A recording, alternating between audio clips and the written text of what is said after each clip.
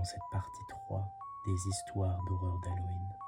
David McCallum et son jeu de Ouija. Quelques jours avant Noël 1995, dans le quartier de Mayfair, à Londres, David McCallum aborde deux écoliers âgés de 15 ans et leur propose de venir chez lui écouter du heavy metal. Les deux adolescents, Michael Eridge et Stephen Cullen, accros à cette musique, acceptent l'invitation et suivent ce nouvel ami de quelques années leur aîné. Une fois sur place, Michael et Stephen constatent que David vit dans un désordre indescriptible où des disques d'Iron Maiden et de Metallica côtoient une montagne de livres. Tous consacrés au tueur en série, Charles Manson. Au centre de la pièce se dresse un autel drapé de noir et orné à chaque extrémité de hauts cierges allumés. À ses invités, quelque peu interloqués, McCallum explique d'un ton paisible. Cet autel est celui de Satan. Mon ami Denis et moi-même vouons au diable un véritable culte. Il nous permet de communiquer avec les morts.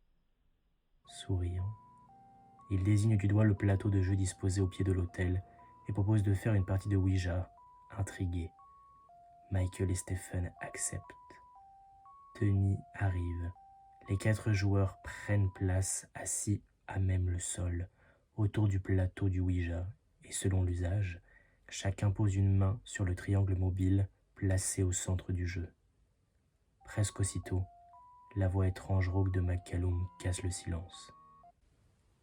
Satan, si tu es parmi nous, donne-nous tes ordres, dicte tes volontés. Satan, que désires-tu que je fasse ? McCallum se lève brusquement, saisit le jeune Michael à bras le corps et le jette sur le lit où il l'immobilise. Puis avec un couteau de combat à la main, il poignarde sa victime sauvagement. 11 fois, la longue lame effilée s'abat sur le corps du malheureux garçon. Denis, qui maintient tant bien que mal Stephen, hurlant de peur, crie enfin à l'adresse de McCallum. « Arrête, David ! Mais arrête-toi, il est mort !» Dans un sursaut, Stephen parvient à se dégager et s'échappe à toutes jambes. Restés seuls, David et Denis enroulent le cadavre dans un drap et une couverture. Ils ont décidé de le transporter dans le coffre de leur voiture et ils s'en débarrasseront dans une décharge publique. Arrêté peu après sur les indications fournies par le rescapé de la tuerie, il s'avéra que les 2 adorateurs de Satan faisaient déjà l'objet d'une double enquête psychiatrique et policière.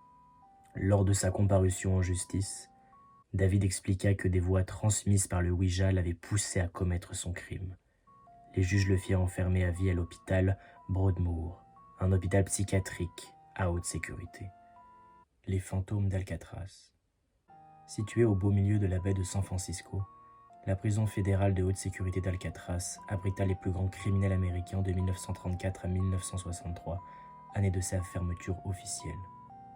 10 ans plus tard, le site fut ouvert au public et devint l'un des lieux les plus touristiques de l'État de Californie. Plusieurs témoins affirment avoir été confrontés à des apparitions d'ombres fantomatiques.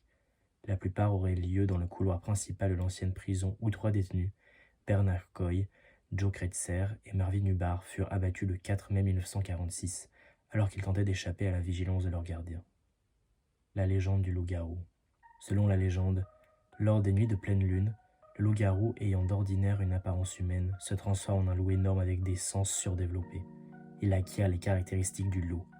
Puissance musculaire, agilité, ruse et férocité. Il chasse et attaque sans merci ses victimes pour les dévorer. Ne contrôlant plus ses faits et gestes, il peut tuer de nombreuses personnes en une seule nuit. Les gens se sont mis à chasser les loups, s'en protégeant avec de l'eau bénite et les tuant avec une balle en argent.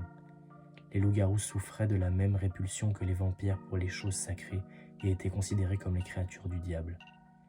Ils se multipliaient en mordant. La malédiction commençait dès la première pleine lune après la morsure de la victime. Une fois la pleine lune passée, les loups-garous pouvaient conserver quelques caractéristiques animales, telles une modification de leur voix et de leurs yeux, des sourcils se rejoignant au-dessus du nez, des ongles légèrement rougeâtres, le majeur un peu plus long, les oreilles implantées un peu plus bas et en arrière de la tête et de façon générale, un peu plus de poils sur les mains, les pieds et dans le dos.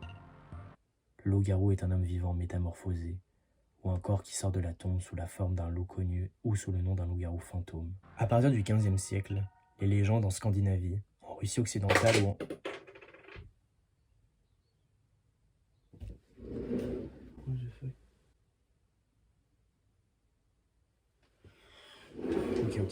c'est rien.